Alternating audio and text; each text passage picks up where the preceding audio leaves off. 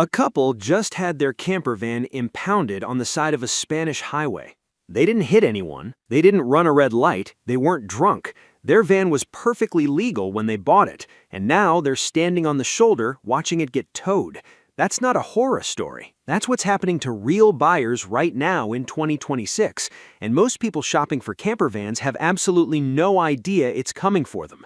In this video, I'm going to walk you through exactly why camper vans are getting stopped at rates nobody was predicting 5 years ago, in the US, in Spain, in Germany, in France, across the board.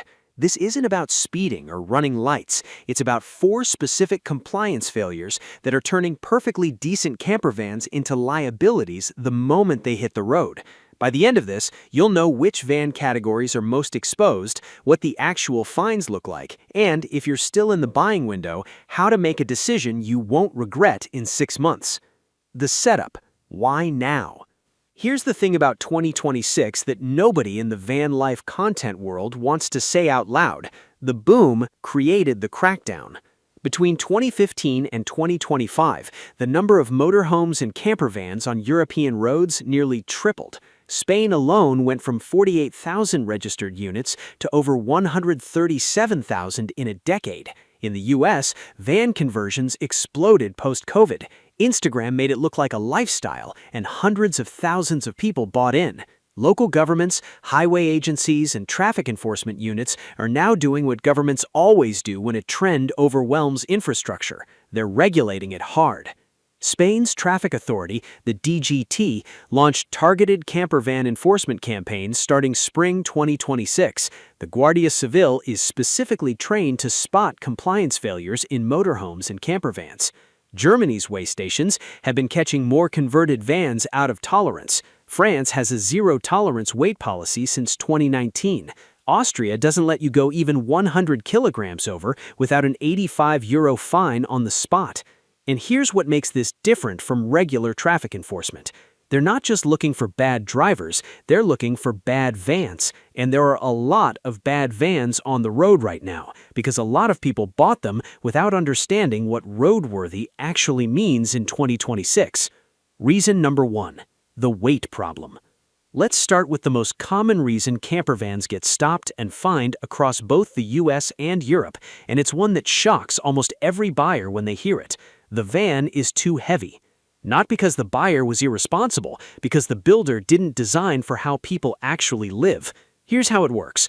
Most European camper vans, and this applies to a huge range of purpose-built models and conversions, are rated to 3,500 kilograms gross vehicle mass. That's the maximum. That's with passengers, fuel, water, food, clothing, bikes on the back, solar batteries under the floor, everything. Picture this. A retired couple leaves the UK for a 3-week run through France and Spain. They bought a well-known conversion, 65,000 pounds, solar, lithium, full kitchen, e-bike rack on the back. Beautiful van.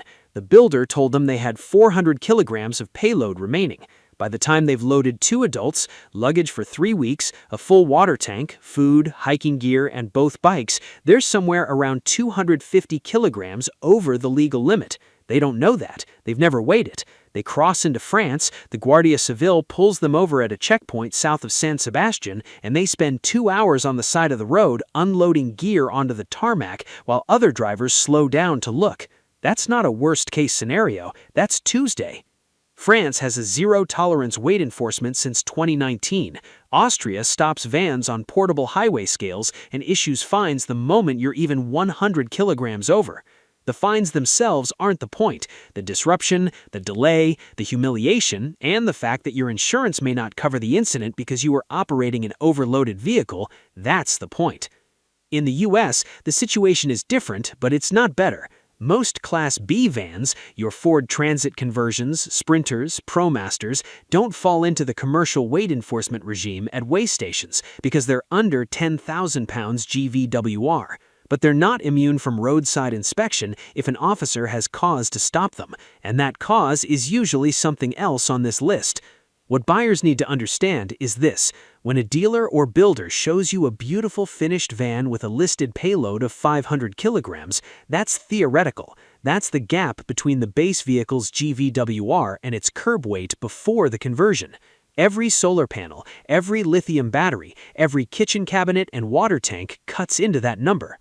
Buyers who don't weigh their actual loaded van are gambling, and governments have decided they're done looking the other way. Here's the number that should stop you cold. Some luxury camper vans leave the dealership with less than 300 kilograms of real-world payload remaining after the conversion is complete. That's 2 adults, a dog, and half a water tank, and you're done. Everything else you put in that van is illegal weight, and nobody in the showroom told you that. The vans most at risk are heavier base platforms with full luxury conversions, high-end Sprinter builds, full-spec Ducato-based motorhomes, anything with a large lithium system, roof rack, rear bike carrier, and water capacity over 100 liters. If you're looking at one of those and the seller hasn't shown you a certified weight slip with the actual payload remaining after conversion, not the theoretical GVWR gap, the real number, treat it as a red flag or walk. Now here's where buyers lose thousands, and it has nothing to do with weight. Reason number 2, the ADAS problem, the one nobody talks about. This is the one that will surprise you, and it's arguably more important than the weight issue for buyers in 2026 and beyond. ADAS, Advanced Driver Assistance Systems, automatic emergency braking, lane departure warnings, blind spot detection. These systems are now mandatory on new vehicles across the EU and are increasingly required in North America. Factory-built campervans from manufacturers like Volkswagen, Mercedes-Benz, and Fiat get type-approved with these systems functioning correctly. The problem hits aftermarket conversions, specifically solar panels, roof racks, and modified side windows that interfere with ADAS sensors. The EU's regulatory guidance specifically calls out that conversion builders must verify that AEB and LDW sensors remain unobstructed by roof racks, solar installations, and side window modifications. If a vehicle's ADAS system is compromised by a conversion, whether the buyer did it themselves or bought it that way, the vehicle is technically non-compliant with the original type approval. In practice, this doesn't mean police are currently pulling over every van with a roof rack and testing the ADAS. But here's what it does mean. If you're stopped for something else, weight, tint, a tail light, and an officer or inspector identifies that your ADAS sensors are blocked by aftermarket modifications, you're now dealing with a compliance violation on top of whatever triggered the stop. And more importantly, it means your insurance is potentially void in an accident scenario. That's the real exposure, not the fine at the side of the road. It's the claim denial after a serious collision when the insurer's engineer points out that your emergency braking system was partially obstructed by the solar array you bolted on top. If you're buying a pre-built conversion or a DIY build, ask one question before you hand over money. Has anyone verified that the ADAS sensors are functional and unobstructed with the conversion installed? If they look at you blankly, that's your answer. Now here's where buyers lose thousands, and it has nothing to do with weight. Reason number 3, the tint trap. This one is less catastrophic on its own, but it's the most common trigger for a stop that then turns into something much worse.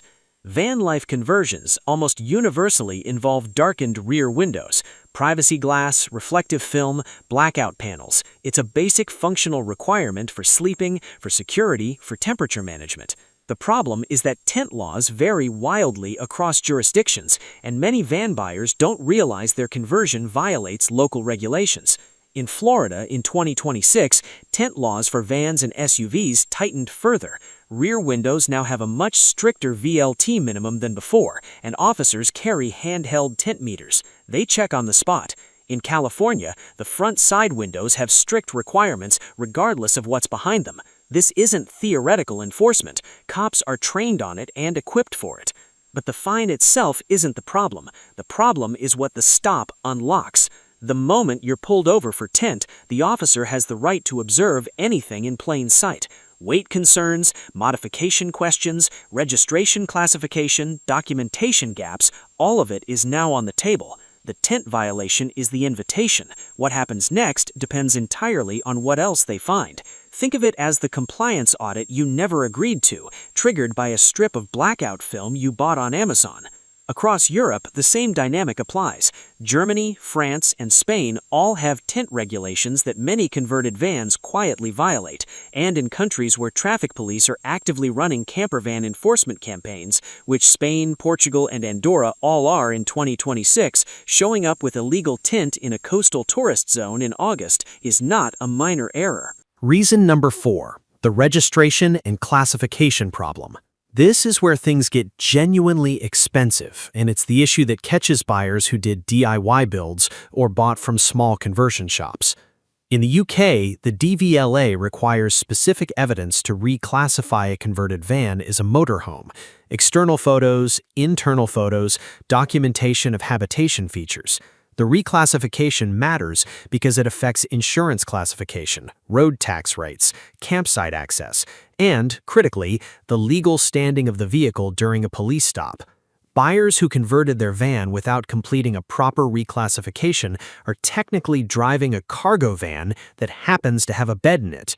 If that vehicle gets inspected and the officer or DVSA examiner determines it doesn't meet the motorhome classification requirements, you're in a legally gray position at best and a non-compliant position at worst.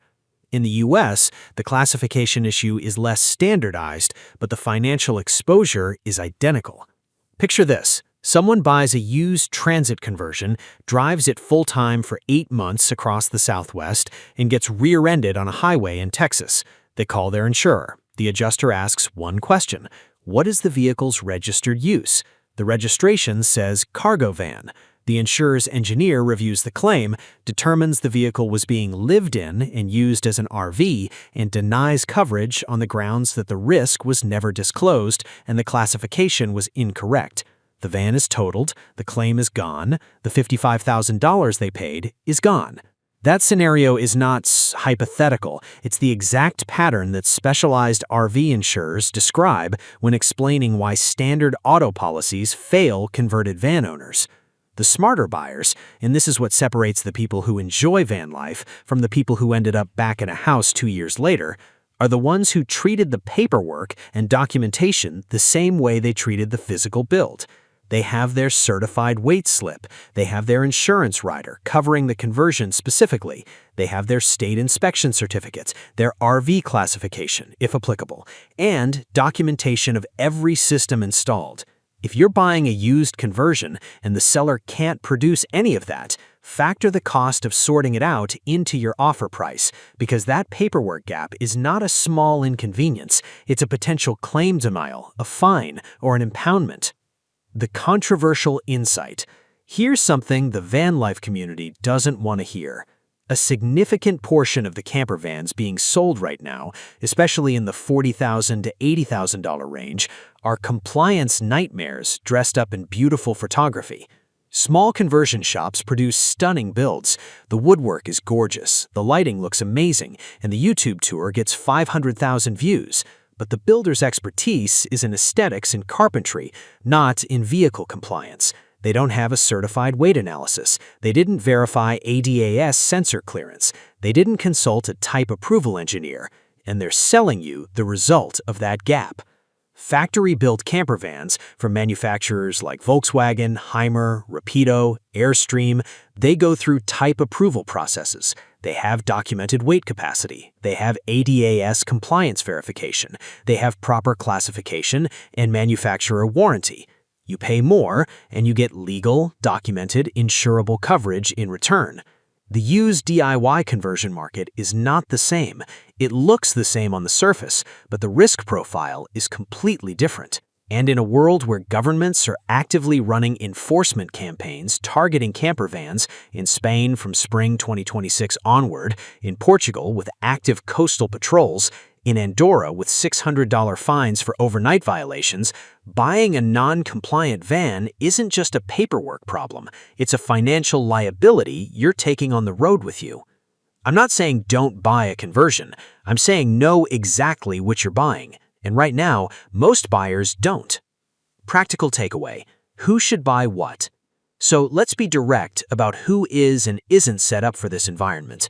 If you're a retiree or couple planning extended European travel, the risk exposure from non-compliant conversions is highest for you. You're going to be in countries actively running enforcement campaigns. You're going to be crossing borders where weight checks happen at the point of entry. You need a factory-built, type-approved vehicle with documented payload or a professionally converted van with certification documentation you can physically hand to an officer. The Volkswagen California, the Hymer Venture S, the Adria Twin, these vehicles exist in a very different legal universe from the Instagram conversion van. They pay more, and they also don't get impounded. If you're planning full-time US van life, your risk profile is lower but not zero. Focus on getting your weight right. Actually weigh the van fully loaded, not the theoretical payload the builder gives you. Get your insurance documentation sorted before departure, not after. If you bought a DIY build from someone else, get it properly inspected and classified in your state before a traffic stop does it for you under worse circumstances. If you're considering a DIY build from scratch, build it compliant from day one. Document every system, get a certified weight check when it's complete, check your state's classification requirements, spend the extra money on UL-listed electrical components and documented propane installation. The documentation isn't bureaucracy, it's your protection when things go wrong. If you're shopping used campervans right now, add a compliance audit to your buying checklist. Weight documentation, insurance coverage confirmation, registration classification, ADAS clearance verification if there's a roof rack or solar system. A good pre-purchase inspection from someone who understands both the mechanical and compliance side is worth every dollar. The campervans that are getting stopped aren't being driven by bad people. They're being driven by people who bought into a lifestyle without understanding the legal framework that surrounds it. That framework just got a lot stricter, and enforcement just got a lot more active. The van life movement sold a dream, and most of it is real. The freedom is real. The ability to spend 3 months in Southern Europe or drive the Pacific coast in your own space, that's real. But the dream got packaged and sold without the fine print, and the fine print is now being enforced by the Guardia Civil. The biggest risk in 2026 isn't buying the wrong layout. It isn't buying the wrong engine or the wrong base vehicle. It's buying a van that looks perfect on Instagram and becomes a legal problem the moment blue lights appear in your mirror. Freedom doesn't come from owning a campervan. It comes from owning one that's built to survive the next 5 years of changing regulations, with the weight documentation, the correct classification, the insurable build, and the compliance paperwork to prove it. The couple from the hook at the start of this video, standing on the shoulder of that Spanish highway, watching their van get towed, didn't do anything wrong as people. They just didn't know what they were buying. In 2026, not knowing is no longer a defense. It's just expensive. I want to know, if you own a campervan right now, do you actually know your loaded vehicle weight? Have you ever waited fully packed? Drop your answer in the comments, because I think the number of people who've never done this is going to shock everyone watching. And if you found this useful, the video on campervan financing mistakes is right there, because the legal traps and the financial traps tend to travel together.